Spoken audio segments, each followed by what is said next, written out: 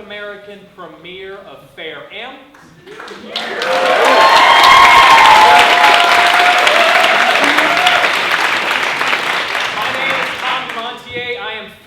By Claire Hilton and Matt Minicino, the most amazing assistant directors. Without their help, this show would not have gone on, and I want to thank them from the depths of my heart, and I want to thank this amazing cast, this amazing ensemble. Every day they came to rehearsal and amazed me with their ingenuity and creativity, and we just said, let's go more and more, and they never looked and said no.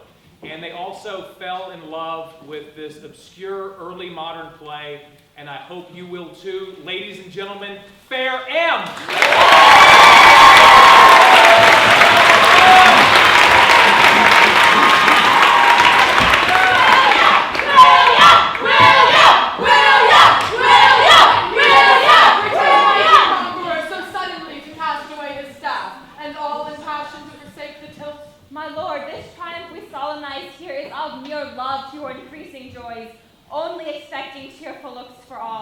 What sudden pangs and moves your majesty to dim the brightness of this day with frowns? Ah, good my lords, thus comes you not the cause, at least suspect not my displeased brows. But that which makes me blush and say to tell is cause why thus I turn my conquering eyes to coward's looks and decent fantasies. Yet tell us, good my lord, what thought it is that thus bereaves you of your late content. Marques Lubeck, in thy power it lies to rid my bosom of these thrallage dumps, and therefore, good my lords, forbear a while that we may parley of these private cares, which strength subdues thee more than all the world. We go and wish thee private conference, public effects in this accustomed peace.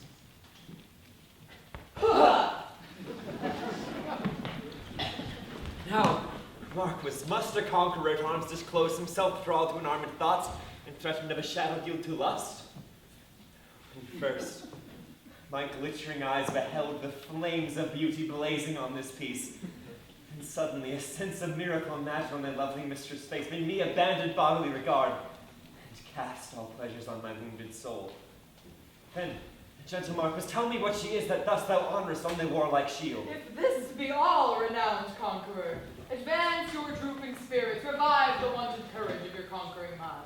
For this fair picture painted on my shield is the true counterfeit of lovely Blanche, the princess and daughter to the king of Danes, whose beauty and excess of ornaments deserves another manner of defense, pomp, and high person than Marques Lubeck anyway presents.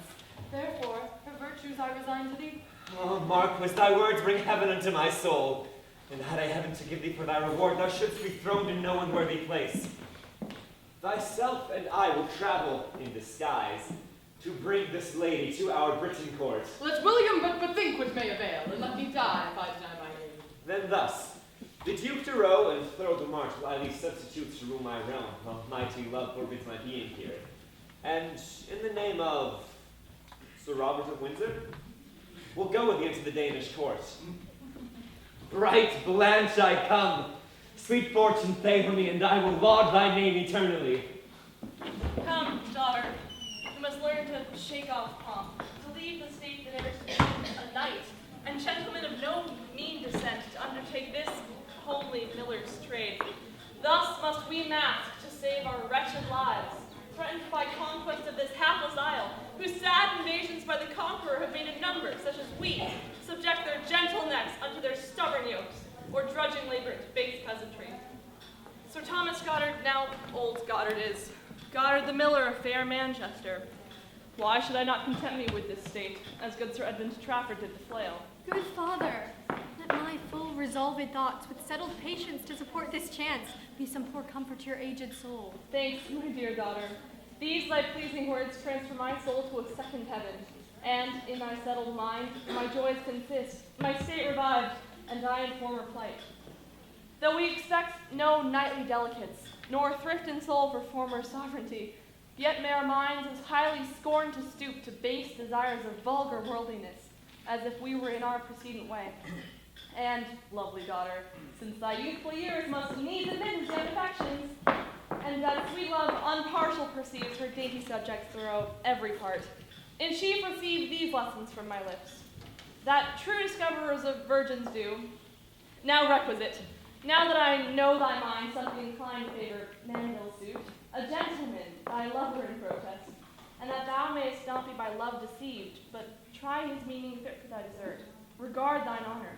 Let not vehement sighs nor earnest vows in courting fervent love render thee subject to the wrath of lust. For that transformed to former sweet delight will bring thy body and thy soul to shame. But oh, where's Trotter? Where's Trotter? The Trotter is here! Say, you and your daughter go up and down, weeping and lamenting and keeping up a lamentation. As you should say, the mill will go with your lamenting. How now, Trotter? Why complainest thou so? My daughter is a company of young men and maids who keep such a stir for their grist that they would have it before my stones be ready to grind it. But if it, I would I could break wind enough backwards. You should not cherry for your grist, I warrant you. Content thee, Trotter. I will go pacify them. I wish you will when I cannot. Why, look, you have a mill. Why, what's your mill without me? Or rather, mistress, what were I without you? Nay, Trotter. If you go chiding, I will give you over. I chide and deign to amend you. You are too fine to be a miller's daughter. For if you but stoop to take up the toe dish, you'll have a cramp in your finger at least 10 weeks after. Ah, well said, Trotter. Teach her to play the good huswife, and thou shalt have her to thy life, if thou canst get her goodwill. Words wherein I see matrimony come loaded with kisses to salute me. Now let me alone to pick the mill, to take the toll, to mend the sails, to fill the hopper, yea, and to make the mill go with the force of my very love. I come in faith. Now you shall have your grist, or else Trotter will try and amble himself to death.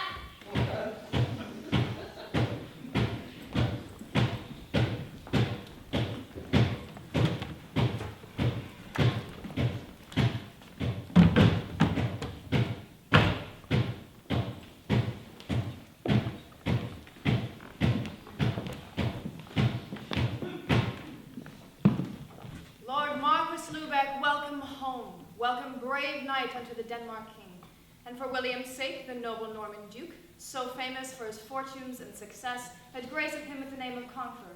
Right welcome double must thou be to us. And to my lord the king shall I recount your grace's courteous entertainment, that for his sake vouchsafe to honor me, a simple knight attendant on his grace. But say, Sir Knight, what may I call your name? Robert Windsor, in like your majesty. I tell thee, Robert, I so admire the man, as that I counted heinous guilt in him that honors not Duke William with his part. Sir, should I neglect your highness charge herein, and might be thought of base discourtesy, welcome, Sir Knight, to Denmark heartily. Thanks, gentle lady. Lord Marquis, what is she? That same is Blanche, daughter to the king, the substance of the shadow that you saw. May this be she for whom I crossed the seas? I am ashamed to think I was so fond in whom there's nothing that contents my mind. Ill head, worse featured, uncomely, nothing courtly. Swart and ill-favored, a collier's sanguine skin. I never saw a harder favored slut. Love her?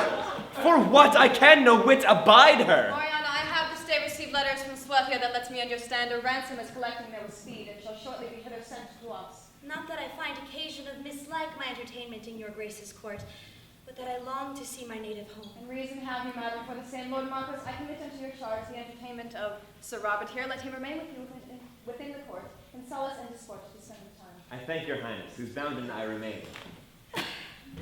Unhappy Blanche, what strange effects are these that works within my thoughts confusedly? That still methinks affection draws me on. To take, to like, nay more to love this night. A modest countenance, no heavy sullen look, not very fair, but richly decked with favor. A pretty face, an exceeding dainty hand, a body, were it framed of wax by all the cunning artists of the world, it could not better be proportioned. Sir Robert, how now? In a study, man, here is no time for contemplation. My lord, there is a certain odd conceit which on the sudden greatly troubles me. How like you Blanche? I partly do perceive the little boy hath played the wag with you. The more I look, the more I love to look. Who says that Mariana is not fair? I'll gauge my gauntlet against the envious man who dares avow that with her compare. Sir, you do mistake your counterfeit. This is the lady which you came to see. Nay, she is counterfeit indeed. For theirs is something that best contents me. That is my love.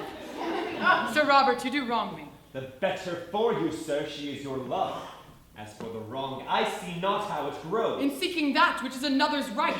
Why, my lord, am not I of the flesh and the blood as well as you? Then give me leave to love as well as you. To love, Sir Robert, but whom? Not she I love, nor stands it within the honor of my state to brook co-rivals with me in my love. So, sir, we are thorough for that lady. Ladies, farewell.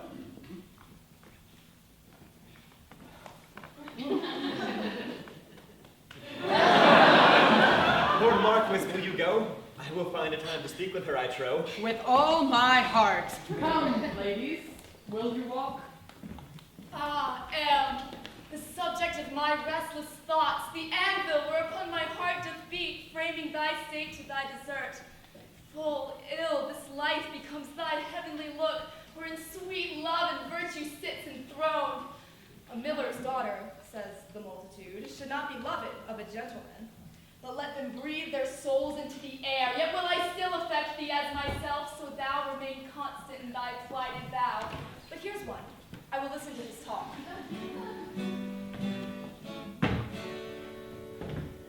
Go, William Conqueror, and seek thy love. Seek thou a minion in a foreign land, whilst I draw back and court my love at home. The miller's daughter of fair Manchester hath bound my feet to this delightsome soil, and from her eyes do dart such golden beams that hold my heart in her subjection. He ruminates on my beloved choice. God grant it come not to prevent my hope. But here's another. Him I'll listen to. Nature unjust in utterance of thy art, to grace a peasant with a prince's fame. Peasant am I, so to misterm my love, though a miller's daughter by her birth, her beauties and her virtues well suffice to hide the blemish of her birth in hell. Where neither envious eyes nor thoughts can pierce, but endless darkness ever smother it. Go, William Conqueror, and seek thy love, whilst I draw back and court mine own the while, decking her body in such costly robes as may become her beauty's worthiness, that so thy labors may be laughed to scorn, and she that seekest in foreign regions be darkened and eclipsed when she arrives by one that I have chosen nearer home. What, comes he too to intercept my love? Then hide thee, Manville, to forestall such foes. What now? Lord Valingford, are you behind? The king had chosen you to go with him. So chose he you. Therefore I marvel much that both of us should linger in this sort. What may the king imagine of our stay? The king may justly think we are to blame, though I imagined I might be well spared and that no other man had borne my mind. The like did I, and friendship then resolve. What is the cause of your unlooked for stay? Lord Valingford, I tell thee as a friend, love is the cause whereby I stayed behind. Love? My lord, of whom? Am the miller's daughter of Manchester. What may this be? Why not, my lord? I hope full well you know that love respects no difference of state, so long as beauty serve to stir affection. But this is it that makes me wonder most, that you and I should be of one conceit and strange, unlikely passion. But is that true? My lord, I hope you do but jest. I would I did, then were my grief the less. Nay, never grieve, for if the cause be such to join our thoughts in such a sympathy, all envy set aside, let us agree to yield to either's fortune in the choice. Content say I, and whatsoever befall, shake hands, my lord, and fortune thrive at all.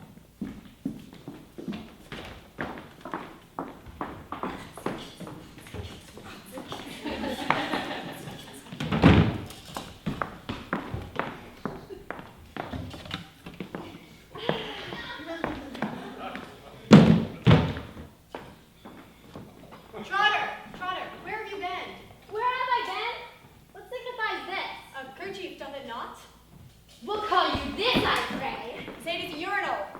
This is mystically to give you to understand. I've been to the Physmacary's house. How long hast thou been sick? As long as I have not been well, and that hath been a long time. A loitering time, I rather imagine. It may be so, but the Physmacary said, you can help me. Why, anything I can do for the recovery of thy health, be right well assured of. Then give me your hands. To what end? To the ending of an old indenture and the beginning of a new bargain. What bargain? That You said you'd do anything to recover my health. On that condition, I give thee my hand. Ah, sweet. How now, Trotter, your master's daughter? In faith, I aim at the fairest. I am sweet, rich as a flower, that hath power to wound my heart, and ease my smart to me, poor thief in prison bound. So all your rhyme lies on the ground, but what means this? Mark device. For thee, my love full sick, I was in hazard of my life. That promise was to keep me home for to be my wife. Now let me enjoy my love, my dear, and thou possess thy Trotter. Hiya! Shh.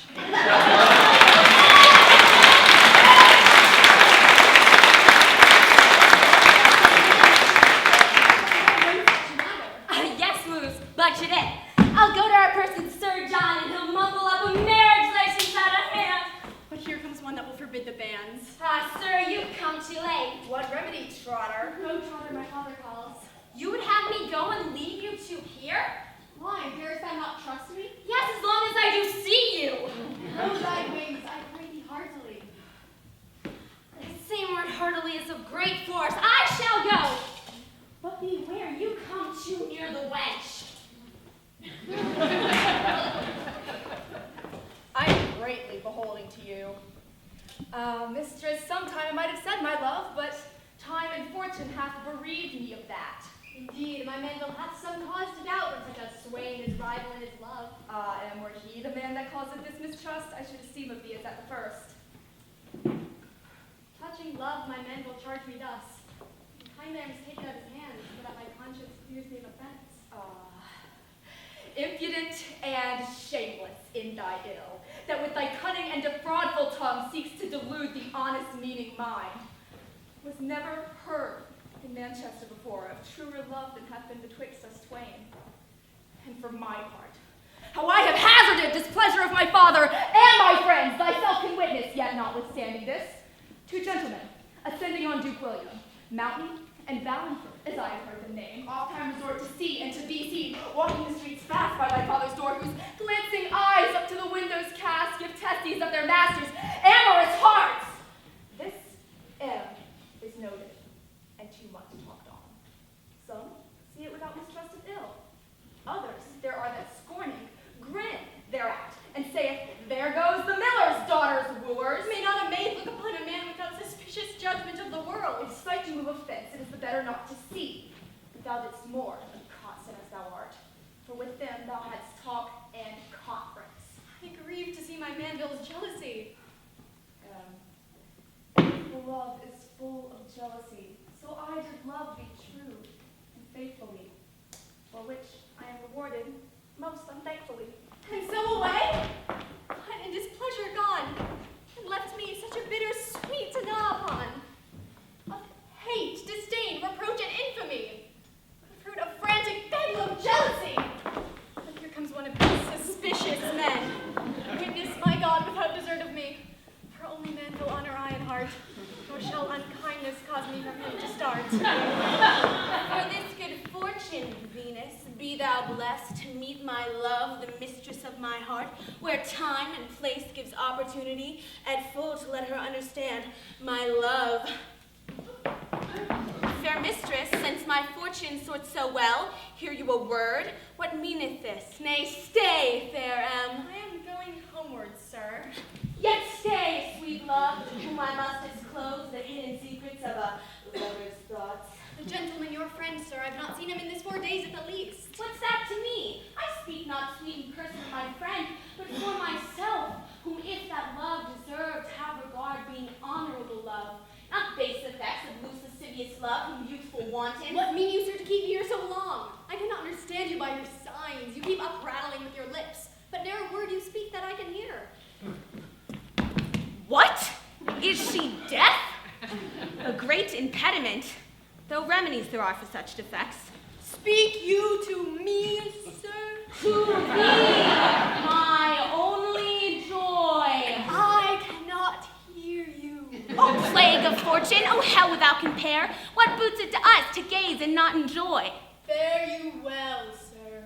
Farewell, my love, may farewell life and all.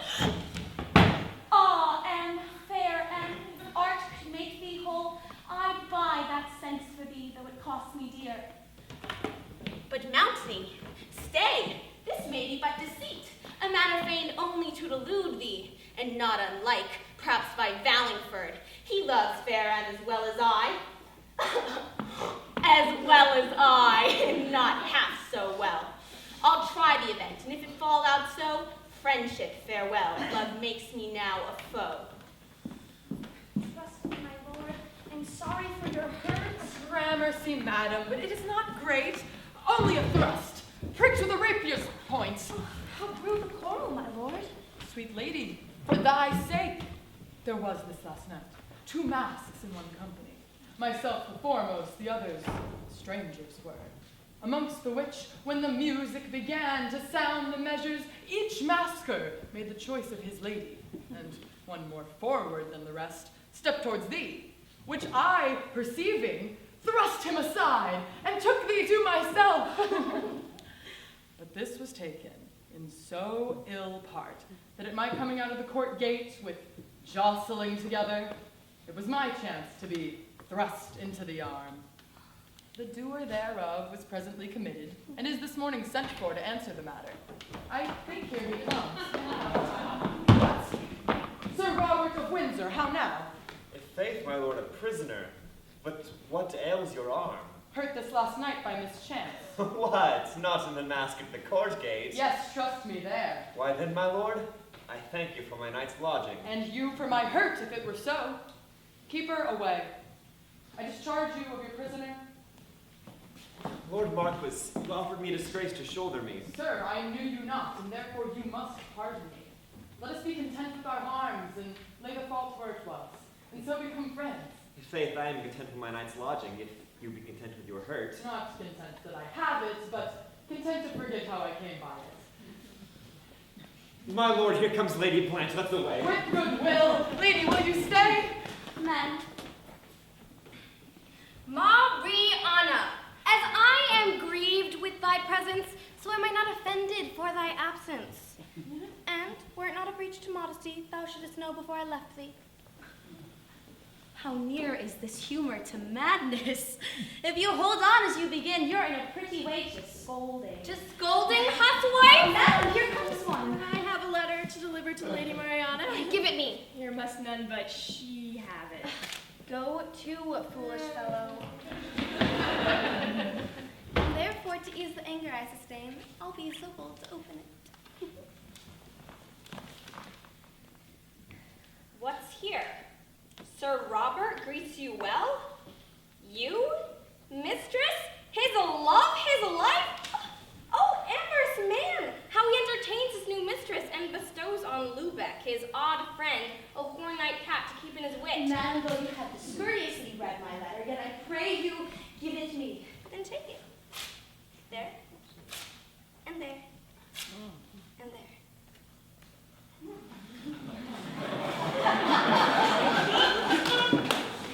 How far doth this differ from modesty? Yet will I gather up the pieces which haply may show to me the intent thereof, though not the meaning. Your servant in love, Sir Robert of Windsor, alias William the Conqueror, wisheth long health and happiness. Is this William the Conqueror, shrouded under the name of Sir Robert of Windsor? Were he the monarch of the world, he should not dispossess Lubeck of his love. Therefore, I will to the court, and there, if I can, close to be friends with Lady Blanche, and thereby keep Lubeck, my love, for myself, and further the Lady Blanche in her suit as much as I may. Jealousy that sharps the lover's sight hath so bewitched my lovely Manville senses. He misdoubts his end that loved his soul. But now no more. Here cometh Valingford. Shift him off now as thou hast done the other. See how fortune presents me with the hope I look for? Fair am. Who is that? I am Valingford, thy loving friend. I cry you mercy, sir. I thought to by your speech. What ails thine eyes? Oh, blind, sir, blind. Stricken blind by mishap on a sudden. And is it possible you should be taken of such a sudden? I am acquainted with a learned physician that will do anything for thee at my request. Oh, no, sir. The whole thing I cannot abide physic. The very very name thereof to me is odious. No, not the thing will do thee so much good. Sweet Em.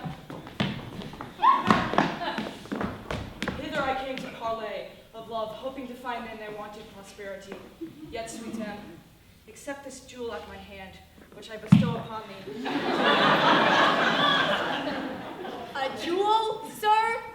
What should I have in jewels, treasure, or any worldly thing that upon my sight that should discern thereof? Ah, sir, I must leave you.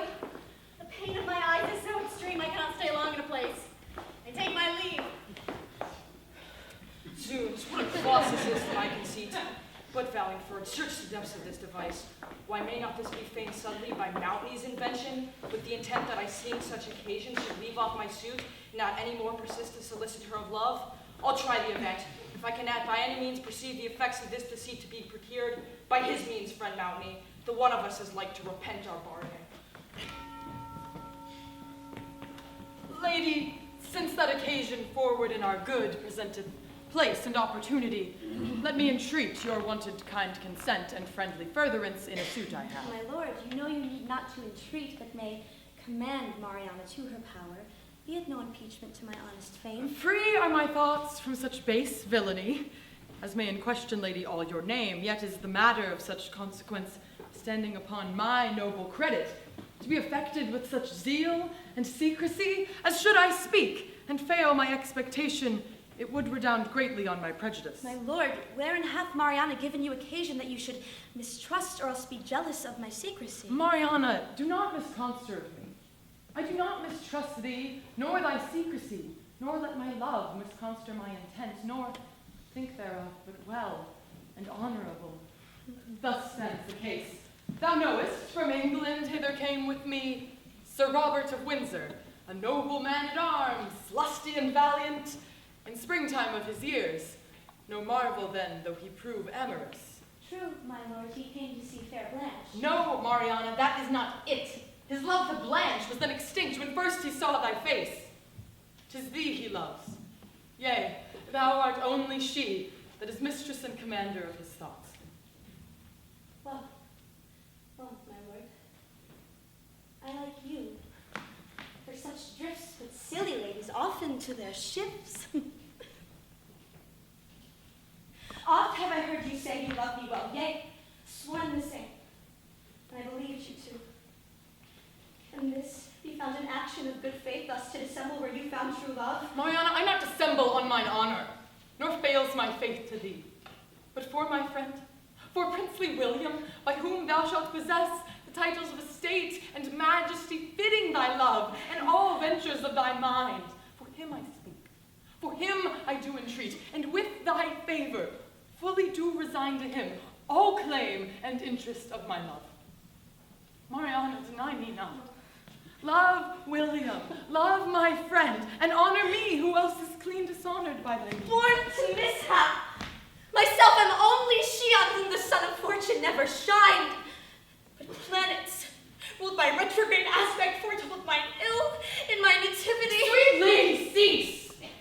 Let my entreaty serve to pacify the passion of thy grief, which well I know proceeds of ardent love. But Lubeck now regards not Mariana. As love, so love I, Mariana. Why do you post me to another He then? is my friend, and I do love the man. Then will Duke William rob me of my love? As his life, Mariana, he doth love. Speak for yourself, my lord. Leave him alone. So do I, madam, for he and I am one. And loving you, I do content you both. In loving him, you shall content us both. Me, for I crave that favor at your hands, he, for hopes that comfort at your hands. They both, my lord. Here comes the Lady Blanche. Hard hap to break us of our talk so soon. Sweet Mariana, do remember me. I, Mariana, cannot choose, but remember thee. Mariana, well met. You are very forward in your love. Madam, be it in secret spoken to yourself if you will but follow the compact I have invented. so forward as yourself shall prove fortunate. As how? Madam is thus. It is not unknown to you that Sir Robert of Windsor, a man that you do not little esteem, hath long importuned me of love. But rather than I will be found false or unjust to the Marquis Lubeck, I will, as did the constant Lady Penelope, undertake to effect some great task. What of all this? The next time that Sir Robert shall come in his wonted sort to solicit me with love, I will seem to agree and like of anything that the knight shall demand, so far forth as it be no impeachment to my chastity. And to conclude, point some place for to meet the man for my conveyance from the Dimarch court, which determined upon he will appoint some certain time for a departure, whereof you, having intelligence, maybe, you will soon sit down a plot to wear the English crown, and then what then? If Sir Robert prove a king, and you his queen, how then? Were I assured of the one as I am persuaded of the other, there were some possibility in it. But here comes the man. Madam, be gone, and you shall see I will work to your desire and my content. Lady, this is well and happily met. Fortunately, hitherto hath been my foe, and though I have oft sought to speak with you, yet still I have been crossed with sinister haps. I cannot, madam, tell a loving tale, or court my mistress' fabulous discourses that Emma's soldiers sworn to follow arms, but this I bluntly let you understand. I honor you with such religious zeal as may become an honorable mind, nor may I make my love the siege of Troy that am a stranger in the country. First, what I am, I know you are resolved, for that my friend hath let you that to understand. The Marquis Lubeck, to whom I am so bound as well as I live, account me only his. Surely you are beholding to the Marquis, for he hath been an earnest spokesman in your cause. And yields my lady in his request to grace to William with her gracious love. My lord, I am a prisoner, and hard it were to get me from the court. An easy matter to get you from the court, if case that you will there to give consent. What case I should? How would you use me then? Not otherwise, but well and honorably. I have a ship at sea that doth attend, and that shall forthwith conduct us into England, where when we are, I straight will marry thee. But this, I think, were most convenient to mask my face, the better to escape unknown. Excellent device. Till then, farewell, fair love. But this I must entreat your grace. You would not seek by lust unlawfully to wrong my chaste determinations? I hold that man most shameless in his sin that seeks to wrong an honest lady's name, whom he thinks worthy of his marriage bed. In hope your oath is true, I leave your grace till the appointed time.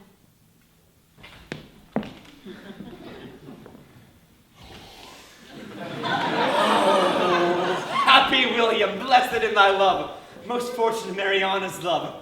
Well, Lubeck, well this courtesy of thine I will requite, if God permit me life.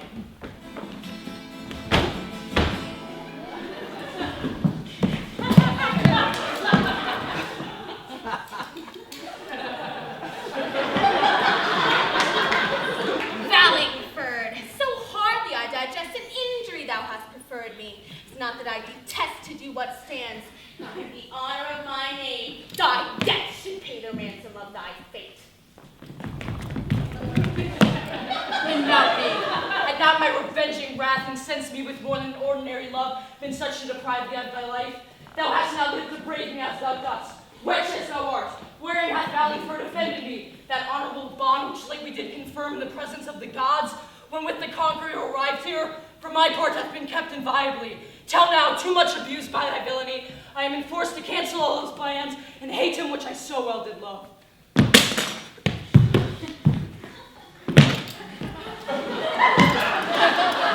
Why, Valingford, was it not enough for thee to be a rival twixt me and my love, but counsel her to mine own small disgrace, that when I came to talk with her of love, she should deem death as feigning not to hear?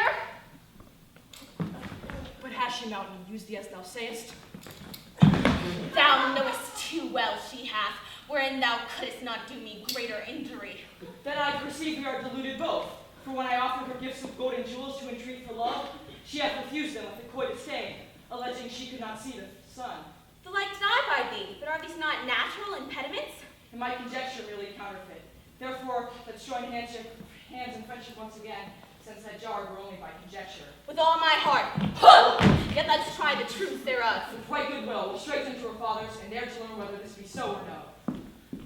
Come on, my love, the comfort of my life. Disguise it, thus we may remain unknown. Yet he once who sees I force not, then we quickly shall attain the shore. But this I urge you with your former oath. Thou shalt not seek to violate mine honor until our marriage rites be all performed. Mariana, here I swear to thee by heaven and by the honor that I bear to arms, never to seek or crave at hands of thee the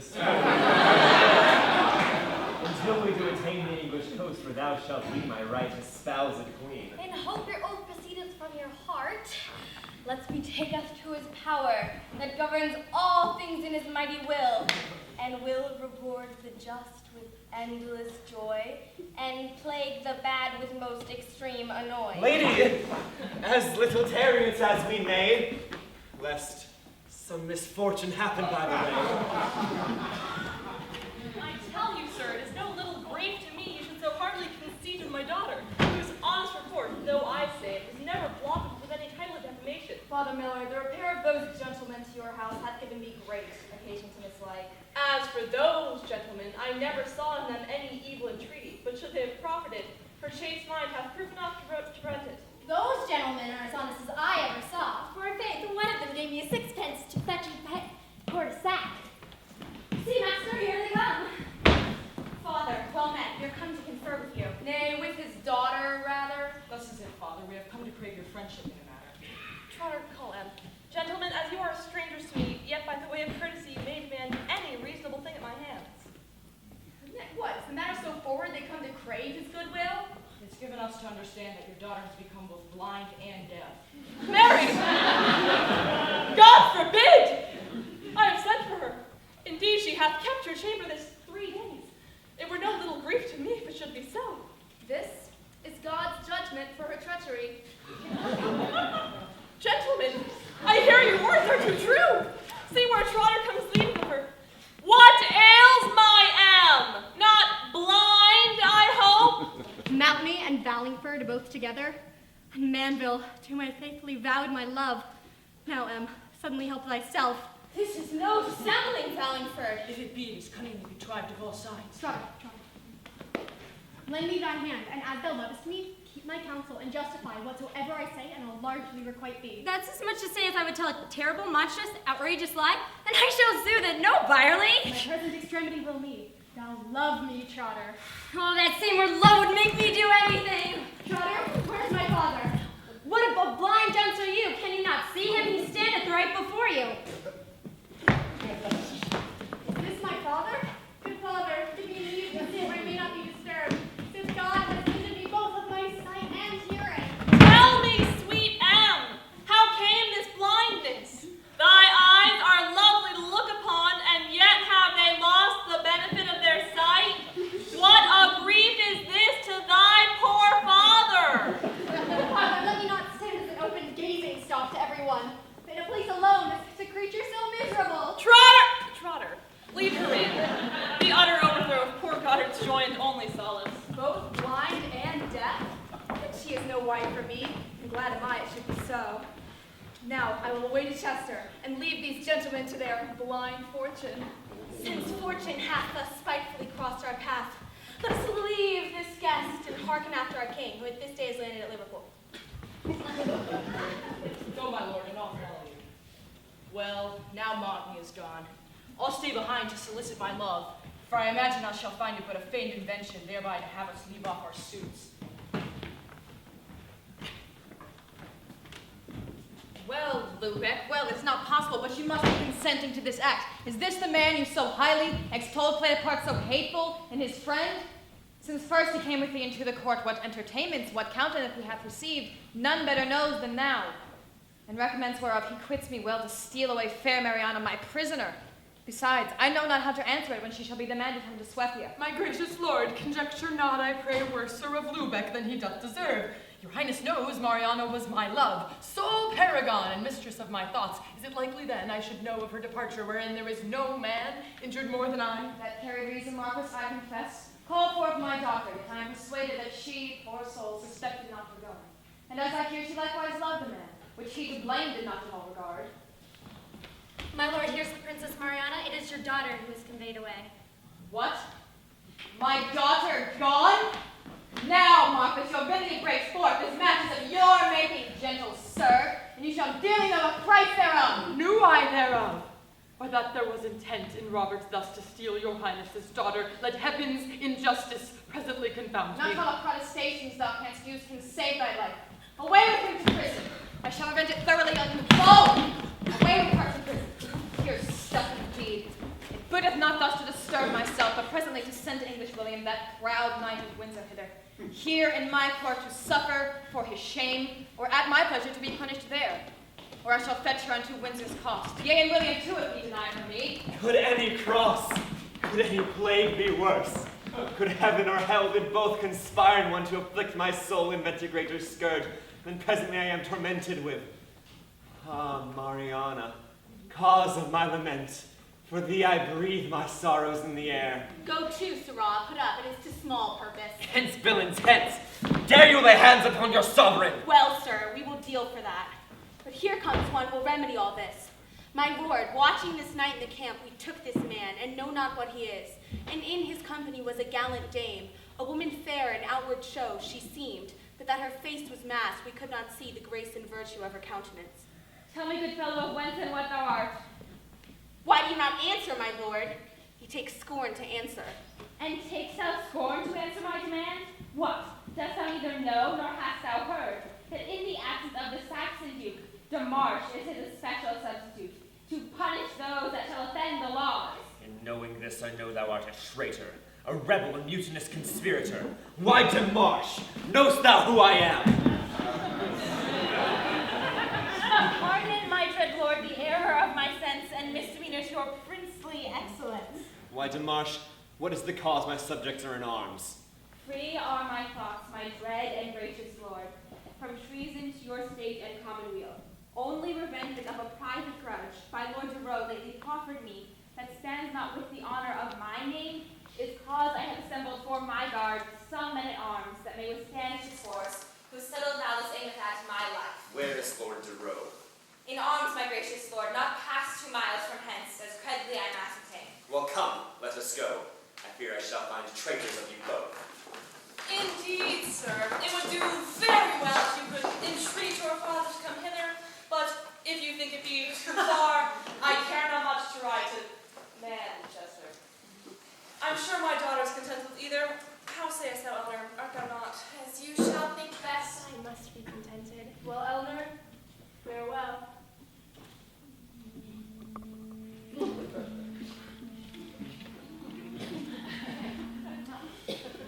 Only this much I pray, make all things in readiness, either to serve here or carry thither with us. As for that, sir, take you no care, and so I would take you to your journey. But soft, what gentleman is this? Godspeed you, sir. Might a man crave a word with you? God forbid else, sir. I pray you speak your pleasure. That gentleman that parted from you, was he not of Manchester, his father living there of good account? Yes, marry is he, sir. Why do you ask? Belike you have had some acquaintance with him? I have been acquainted in times past, but through double dealings I have grown very weary of his company. For being spoken to you, he hath been acquainted with the poor miller's daughter, and divers times have promised her marriage. But what with his delays and flouts, he hath brought her to such a taking that I fear me it will cost her her life. To be plain with you, sir, his father and I are of old acquaintance, and a motion was made between my daughter and his son, which is now thoroughly agreed upon, save only in place appointed for the marriage, whether to be kept here or at Manchester, and for no other occasion he is now ridden. What hath he done to you that you should speak so ill of the man? O gentlewoman, cry mercy. He is your husband that shall be. If I knew this to be true, he should not be my husband, were he never so good. And therefore, good father, I would desire you to take the pains to bear this gentleman company to Manchester to know whether this be true or no. Trust me, sir, he deals with me very hardly, knowing how well I meant to him, but I care not much to ride to Manchester. Will it please you, sir, to go in? We will presently take horse and away. If it please you to go in, I'll follow you presently. Now shall I be revenged on Manvile, and by this means get M to my wife. Therefore I will straight unto her fathers, and inform them both of all that has happened. What news from the Denmark ambassador? Marry thus the King of Denmark and my sovereign, thus sent to know what is the cause, that injuriously, against the law of arms, thou hast stolen away his only daughter Blanche, the only stay and comfort of his life. Ambassador, this answer I return thy king. He willeth me to send his daughter Blanche, saying I conveyed her from the Danish court that never yet did once as think thereof. Is that your answer then? It is, and so be God. I go, but to your cost. Dimarch, our subjects erst levied in civil broils rally forthwith for to defend the realm. In hope of it, whereof that we shall find you true, we freely pardon this deadly defense. Most humble thanks I render to your grace. Alas, gentlemen, I know not why you trouble yourself so much, considering the imperfections of my daughter. Master Manville hath forsaken her, and Chester must be married to a man daughter of no little wealth. But if she knew as much, it would go very near her heart to fear me. Father Miller, such is the entire affection to your daughter, as no misfortune whatsoever can alter. My fellow Mountney, Gieseke gave over quickly, but I, by reason of my good meaning, am not so soon to be changed, although I am borne off with scorns and denials. Trust me, sir, I know not what to say. My daughter's not to be compelled by me, but here she comes herself. Speak to her, and spare not, for I never was troubled with love matters so much before. Good Lord! Shall I never be rid of this impertinent man? Now I must dissemble blindness again. Once more, for thy sake, Manville, thus I am enforced, because I shall complete my full resolved mind to thee. Father, where are you? Here, sweet Em, answer this gentleman that would so fain enjoy thy love. Where are you, sir? Will he never leave this idle and vain pursuit of love? Is not England stored enough to content you, but still you must trouble the poor contemptible maid of Manchester? None can content me but the fair maid of Manchester. Perceive love as being vainly described. That being blind himself, you would have likewise troubled with a blind wife, having the benefit of your eyes. But neither follow him so much in folly than love anyone whom you may better delight. Father Miller, thy daughter shall have honor in granting me her love. I am a gentleman in King William's court, and no mean man in King William's. If you be a lord, sir, as you say, you offer both yourself and me great wrong. Yours as a parent in limiting your love, so unorderly, which you rashly endure reproachment. But from the one I will keep me as well as I can, and yield the other to none but my father, as I'm bound by duty. Manville hath forsaken thee, and at Chester will be married. And if I speak otherwise than true, let thy father speak what credibly he hath heard. But can it be Manville will deal so unkindly? To reward my justice with such monstrous ungentleness have I dissembled for thy sake. And dost thou now thus requite it? But, Father, are you assured the words he spake were concerning Manville? In sooth, daughter, I must needs confirm it. Master Manville hath forsaken thee, and that Chester must be married to a man's daughter of no little wealth. His own father procures it, for trust me, daughter, it is so. And good Father, pardon the injury that I have done to you, only causing your grief. I overfond affecting a man so trothless. And you likewise, sir, I pray hold me excused, as I hope this cause will allow sufficiently for me my love to Manville, thinking he would requite it, hath made me double with my father and you, and many more besides, which I will no longer hide from you. That enticing speeches should not beguile me. I have made myself deaf to any but him. Lest any man's person should please me more than his, I have dissembled the one of my sight, both which shadows of my irrevocable affections I have not spared to confirm before him.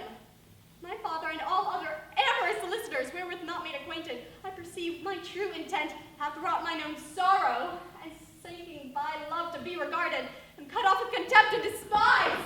But, Em, hast thou but feigned all this while for his love that hath so discourteously forsaken thee? Credit me, Father, I have told you the truth. Wherewith I desire you and Lord Valingford not to be displeased, for else I shall say, and my present grief hold me excused. But may live to see that ungrateful man justly rewarded for his treachery. Poor Em would not think herself but a little happy. Favor my departing at this instant.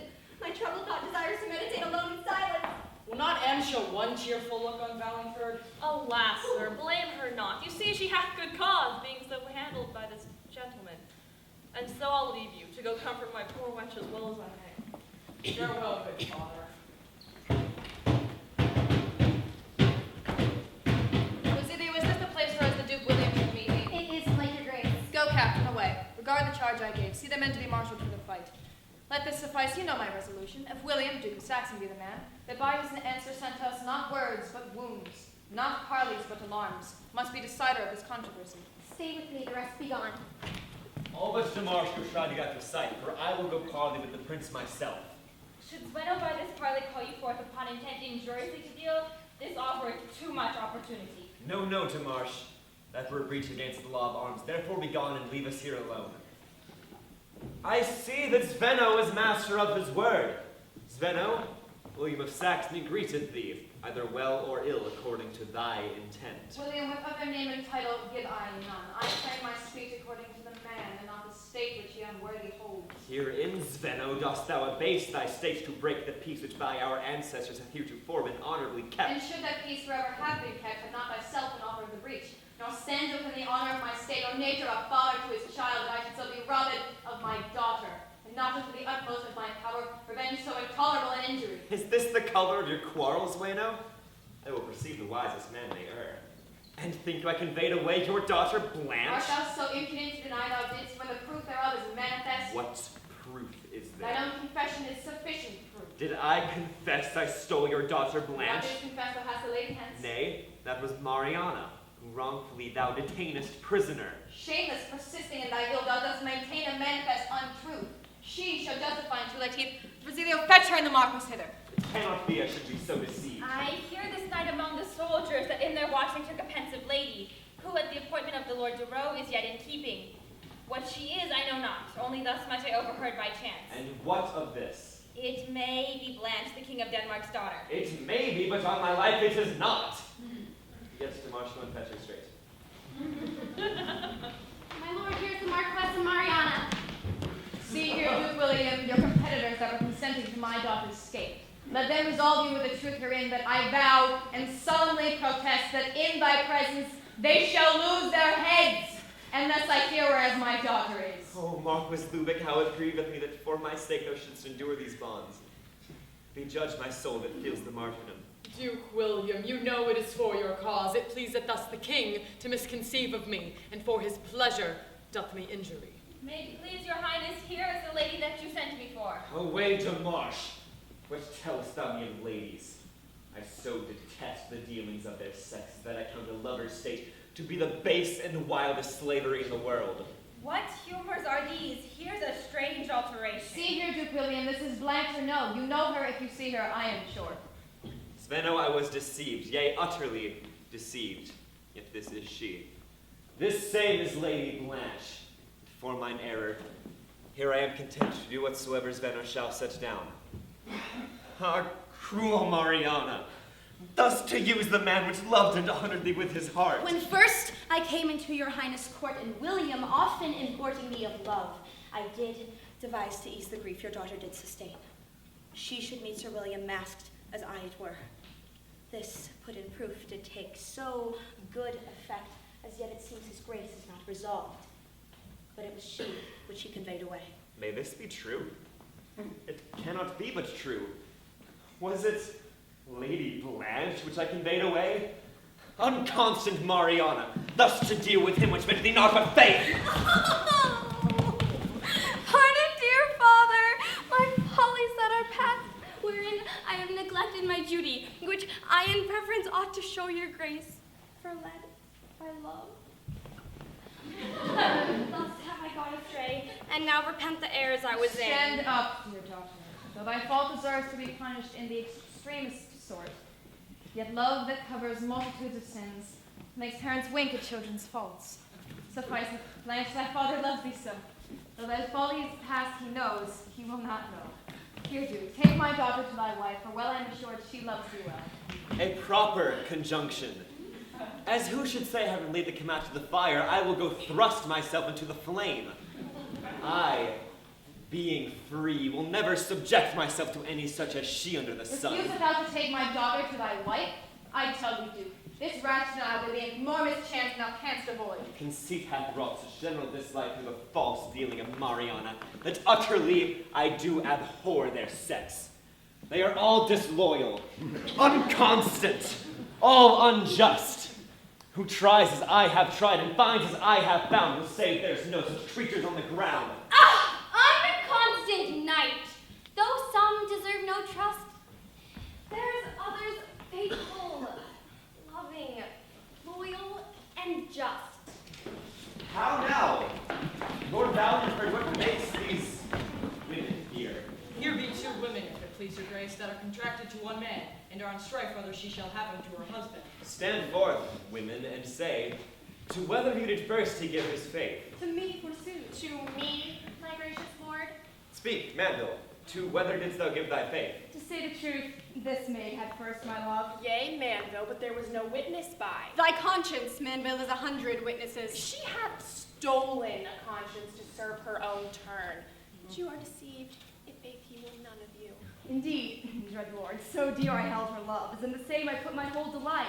But some impediments, which at that instant happened, made me forsake her quite, for which I had her father's frank consent. What were the impediments? Well, she could neither see nor hear. Now she doth both. Maiden, how were you cured? Pardon, my lord, I'll tell your grace the truth. Be it not imputed to me as discredit. I loved this Manville so much that still methought when he was absent he presented to me an idol in my heart. Never could I see a man who thought that equal Manville in my partial eye. Nor was there any love between us lost, but that I held the same in high regard. Until her pair are summoned to our house, of whom my Manville grew thus jealous. As if he took exception, I vouchsafed to hear them speak or seldom when they came, on which I straight took order with myself, to avoid the scruple of his conscience. I counterfeited that I neither saw nor heard, and in ways to rid my hands of them. All this I did to keep my Manville's love, which he unkindly seeks for to reward. And did my errand to keep her faith with me, to symbol that she neither saw nor heard? Forgive me, sweet Ellen, for I am only thine. Lay off thy hands. Disloyal as thou art, shalt never have possession of my love. That canst so finely shift thy manners off, what case I had been blind and could not see. As oftentimes such visitations fall that pleaseth God, shouldest thou forsake me in regard of that? I tell thee, Manville, hadst thou been blind, or deaf, or dumb, or what else impediments might befall to man, and would have loved, and kept, and honored thee, yea, begged, if all thy wealth had failed for thy relief. Forgive me, sweet Anne. I do forgive thee with my heart, and will forget thee too, if case I can. But never speak to me again, nor seem to know me. Farewell, Frost. Well, farewell, wench that will. Now, Eliner, I am thine own, my girl. Manville, thou shalt never be mine. I so detest thy villainy, that whilst I love, I will abhor thy company. Has it come to this? Of late I had choice of twain on either side to have me to her husband, and now I'm utterly rejected of them both. My lord, this gentleman when time was stood something in our light, and now I think it not amiss to laugh at him that sometimes scorned us. Content, my lord, invent the form. Then thus. I see that women are not general evils.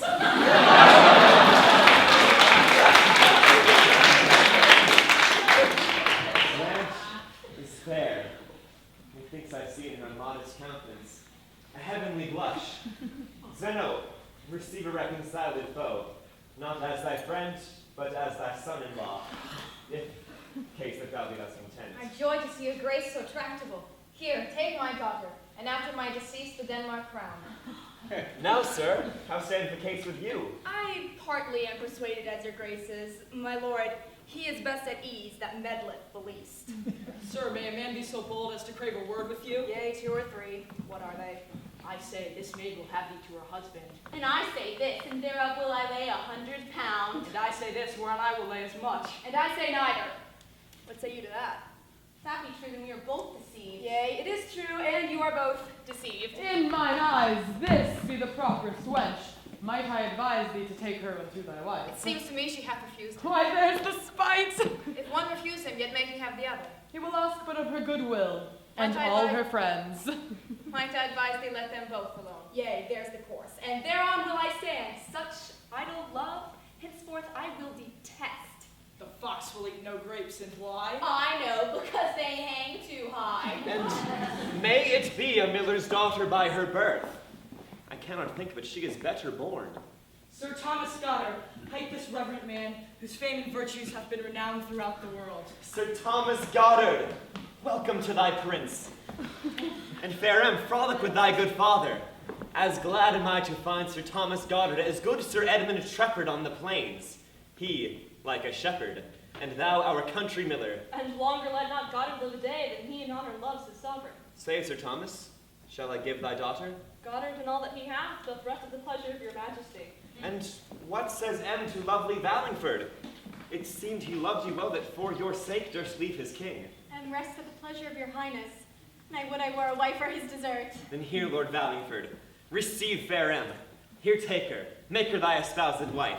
Then go we in, that preparation may be made, to see these nuptials solemnly performed.